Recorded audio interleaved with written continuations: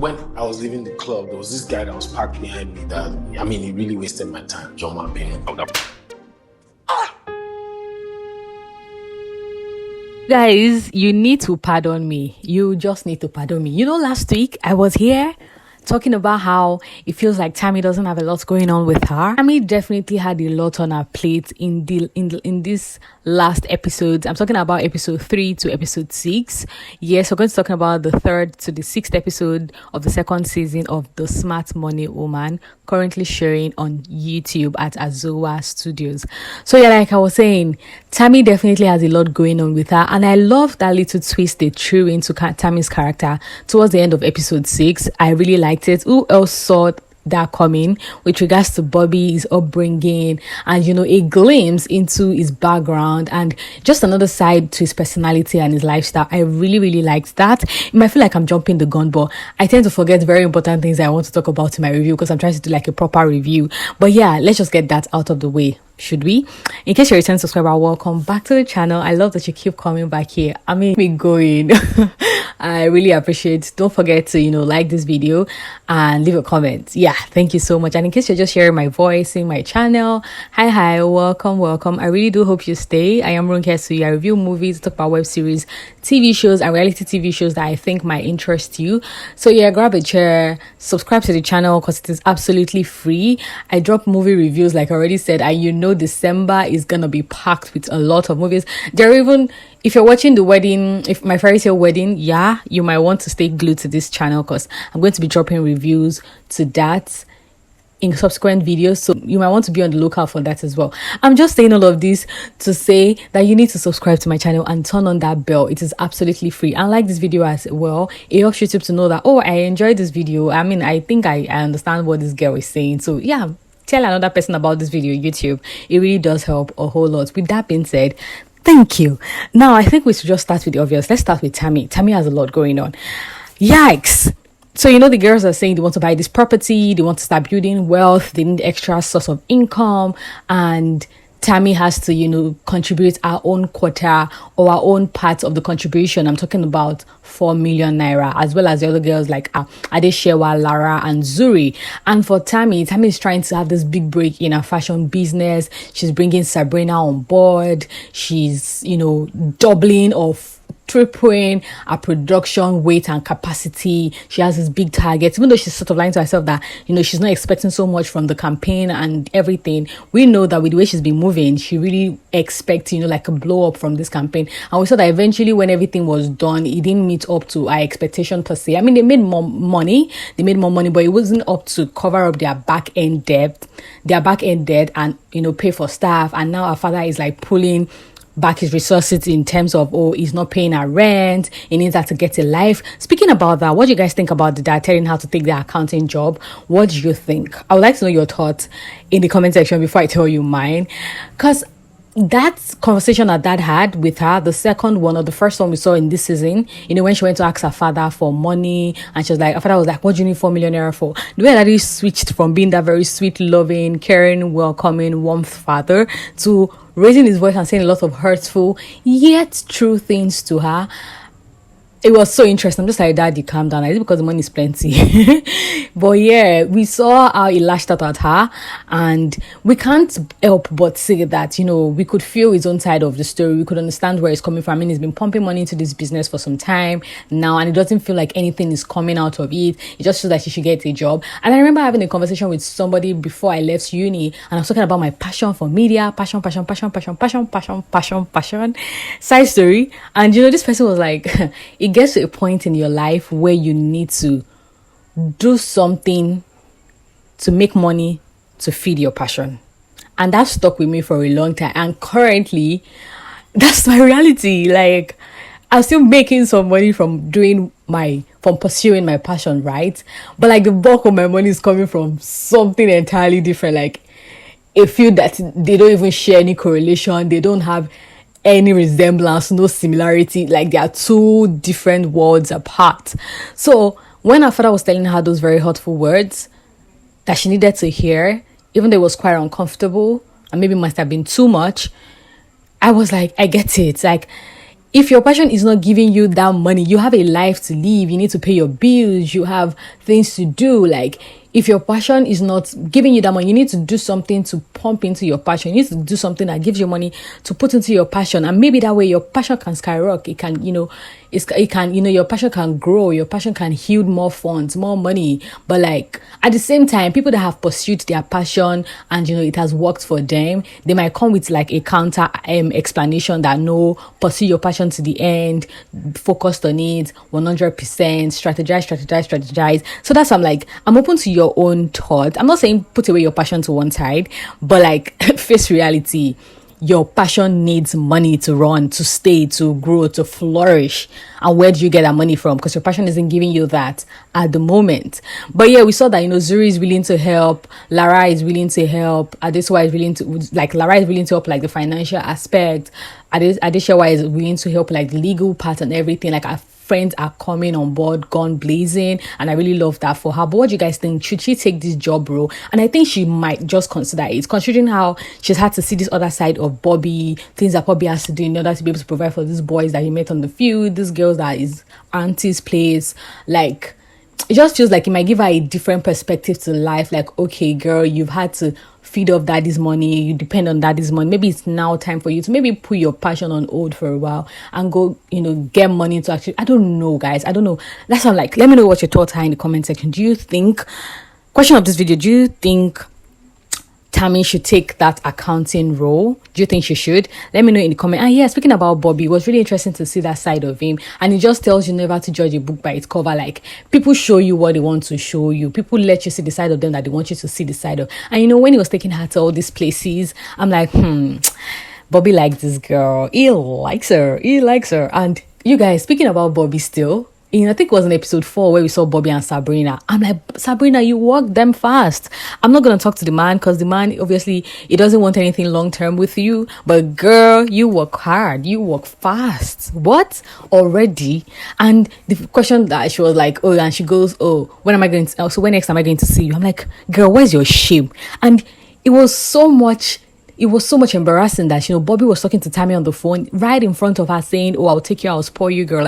She knows that she stands no chance with having anything long-term with Bobby, and she's good with it. And I think there are people like that out there. They don't want anything serious, just a fling, just enjoy ourselves here and there, see ourselves when we need to, and keep it moving, no emotions attached. But let's see if that will not come in between the bees that Tammy and Sabrina has, because I just foresee something crazy in that mix happening. And I already said, back to Tammy and Bobby, Bobby taking Tammy to all these places, and you can tell that I really respect her compared to his relationship with, let's just suppose Sabrina's and Tammy's relationship with Bobby. They are very two different experiences, and it just tells you that in fact Bobby likes her. So when Bobby eventually told her that maybe Bobby likes you, I'm like, I knew it. I mean, who couldn't even tell? I'm sure a blind man could tell that Bobby had a soft spot for Tammy, and it was because he liked her romantically. So yeah, I'm really rooting for those two. I don't think I've ever rooted for Timini Egoson's character in a romantic way, him pursuing a romantic partner. But yeah, I think aside from maybe it's gonna get in transit, but I'm really looking forward to seeing the chemistry between Tammy and Bobby. Is very good to see. I just love it for the both of them. I think with that we've brought everything with regards to Bobby and Tammy and Sabrina to a close. Yeah, still speaking on Sabrina, imagine the time that Tammy's wares went live, her website went live, and she was in bed with Bobby, and then she was like, oh my god, I forgot something. Who else was expecting her to go on live and talk about Tammy's wares? I mean, I think eventually we saw, or Tammy mentioned that she posted something, she are getting attraction from her page and something like that. Maybe it's wasn't she supposed to do a live? Well, maybe that was not the agreement, but yeah. I just thought to mention that. But yeah, moving away from there, let's talk about another character that has a lot of problems at the moment. Let's talk about Zuri and Tola. I don't even know how to pronounce Shola. It's Tsola. They pronounce that Shola, but I don't know. I don't even know. That's not even important right now. But those two, I think I mentioned it in my last review that, this guy is getting swamped with all the fraud allegations against him. And, Zuri has to do everything to save her job, close the deal and whatnot. And this the Sani families, they seem to be like a very tough bone to deal with. So I'm just like, it's crazy for all parties, right? But now it seems like, all hell is about to break loose between the both of them. We can see that, especially the part where Dimeji, yeah, that's Toby Bakri's character, was having a conversation with Shola, and he was saying something like, "Oh, don't you think it's too convenient that Zuri is trying to close a deal with her ex's family?" And I'm like, bro, haven't you forgotten that we are in a small world? But I just feel like we already know, like, it's been established that Dimeji is a bad person. He's working towards the downfall of Shola. Like, he wants to get rid of his career as well as his relationship that looks good. So it just explains, or it makes sense why he would plant that seed of doubt in Shola's head. And we can see that seed is growing, is thriving, and is starting to bear fruit. Even though we can sort of, excuse him for how he's behaving towards Zuri. Like that last scene with him walking out, Zuri standing up from the bed to receive a call and saying, "No, now he thinks I'm being shady, and then Shola walking in on the conversation and like, who thinks you're being shady?" Like, I'm just like, girl, why are you sneaking around? This is work. Like, if it were to be me, I would just immediately, why am I even peeping? Why am I talking silently? Immediately, I'm like, guy, I don't understand these people. Like, you just start ranting to him. You just make sure you know that you're bringing him on board. You're not hiding anything. But on the flip side, though, I think because Shola has told her not to go ahead with the deal, not to go ahead with, conversing or having any sort of communication with the Sani's family, maybe that was why she was hiding and sneaking around. Because I was just like, girl, why are you hiding? You're not doing anything wrong. But I think because they've had a conversation before that we're not going through with this, not like she agreed to it, by the way, but like Shola was like, I don't want you to go through with this. I think that's why she was hiding or trying to keep it hush. But now it's just all messy. It's crazy. I feel like Sani has bad intentions. Olumide or Olamide has bad intentions as well. And who else? What do you think about that whole thing Shola pulled off with Zuri's birthday, with regards to the club and the bills and everything, in paying for Olumide's bills as well as theirs, and even taking over Olumide's table at the club? I know a man will want to show off and know that he's got the money, he's got the coins. I have so much money that you can't take away my babe from me, something like that. No matter how the money, I mean, I have my own money, not family money and stuff. Maybe that was the point I was trying to prove to Olumide. But I just feel like there are just some things that are best left. Like, just, it's so unnecessary. I just felt like it was unnecessary. I mean, the one of, I don't know though. Like, I feel like, Lumide was trying to be insulting by, paying for Zuri's bills as well as her boyfriend's. Knowing fully well that the boyfriend probably planned that for her birthday. It was quite insulting. So let's understand that it was a nice payback for, Shola to pay his bills as well. But now going to take over his table at the club, I just feel like Zuri would be at the receiving end of all of this, and we can see that the Sani families are now proving more difficult. They are making so many demands that are very, very annoying, and time wasting and delaying and whatnot. I don't know what more to say about those two, but it never just goes well. It never goes well with an ex who hasn't moved on. Clearly, Olumide hasn't moved on. He's been bitter, he's been petty, and now there's a Sani somewhere who has unexplored feelings for Zuri, and he would make sure to see the end of it. I don't know. What do you guys think?